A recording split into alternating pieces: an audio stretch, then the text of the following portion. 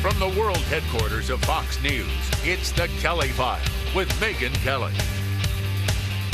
New developments tonight in the investigation into the Benghazi terror attack. Congress speaking for the first time with two CIA contractors who were sent to Benghazi as the terrorists were assaulting our consulate on September 11, 2012. That attack killed 4 Americans, including our ambassador.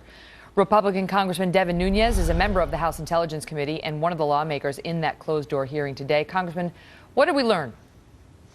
Well, today was outstanding testimony. And essentially what they were able to prove today, they basically backed up the other contractors who were on the ground in the previous 2 hearings. So this is an ongoing investigation, and I think they gave us a lot of good leads today.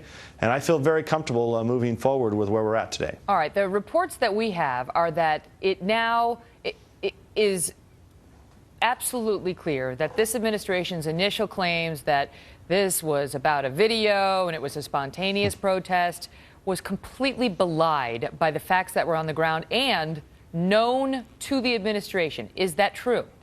That's a complete lie. I mean, we always knew that. But what I think some important testimony came out today. So these gentlemen found out about this right around dusk, and they knew the ambassador was missing and they were in Tripoli. So then you have this whole time. So you're talking about roughly 9 to 10 o'clock at night until 5 in the morning. And at that point, you know, essentially the attack was still ongoing because they arrived right at the time the mortars hit and killed two additional Americans that were not killed at the embassy compound earlier. So this is there's just nothing there the administration is standing on anymore as to what were they doing? How come nobody came to help? And I think that was clear. Nobody knew, even at 5:30, that the attack was going to be over. Your point is they didn't dispatch any help, even when it was unclear whether the attack had ended or not. What would be the delay when they didn't know it was over? If, you know, because they claimed they thought it was over. And your point is they didn't know it was over. And these CIA guys are telling you they didn't know it was over. And so why wouldn't they have dispatched help? Yeah, I mean, what if the attack would have went on for another 24 hours? Would they have eventually sent help then?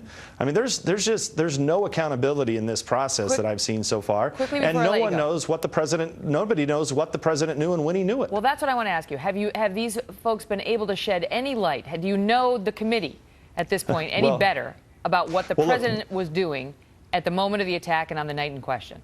No, remember, these guys are the guys that were on the ground that saved everybody's life. And they were radioing everything upstairs. They assume that people knew, but they don't know. They were on the ground trying to save people's lives. So we still don't have the answers. Congressman, good to see you. Thanks, Megyn. Well, 2 critical guests are next on our top story tonight. We will hear from an insurance industry rep on this announcement that the feds have a new, quote, workaround for providing the payments that are supposed to help insure millions. By the way, I just love, people are following me on Twitter. Follow me on Twitter at Megyn Kelly. This is from Bill. He writes, I think I'll just tell the IRS how much refund they're going to owe me come April 15th next week. They would just true it up later, right? Would they accept that from us? In any event, then Brit Hume is going to react right after this.